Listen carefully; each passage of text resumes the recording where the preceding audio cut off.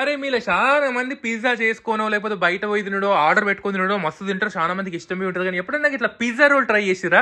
ఈ పాటి ట్రై చేయరు. చాలా చాలా ఖతర్నాక్ ఉంటుంది. మొత్తం అంత బటర్ కాగిన తర్వాత పిడికల ఎల్లిపాయలు ఎర్రగంటే ఎర్రగా వేయించుకొని ఈ మొత్తం రెసిపీలా ఈ చీజీ ఎల్లిపాయ ఫ్లేవర్ అయితే అసలు అద్దరిపోతుంది అన్నట్టు. మంచిగా మనం పిజ్జా చీజ్ తీసుకున్నాం, అది కూడా అక్షయకల్పది. అరే అక్షయకల్పల మంచిగా 50% ఆఫ్ ఉంది అన్నట్టు. మీరు కావాలనుకుంటే ఆర్డర్ పెట్టుకోరు, 50% ఆఫ్ బి వస్తుంది. ఇక మిక్సీలో ఏం చేసుకోవాలి మనము, చీజు, ఎల్లిపాయలు, ఆరిగానో, రెడ్ చిల్లీ ఫ్లేక్స్, కొత్తిమీర, పచ్చిమిరపకాయలు, ఉప్పు అవన్నీ వేసి మంచిగా ఇట్లా చట్నీ లెక్క పేస్ట్ చేసేసుకోవాలన్నట్టు.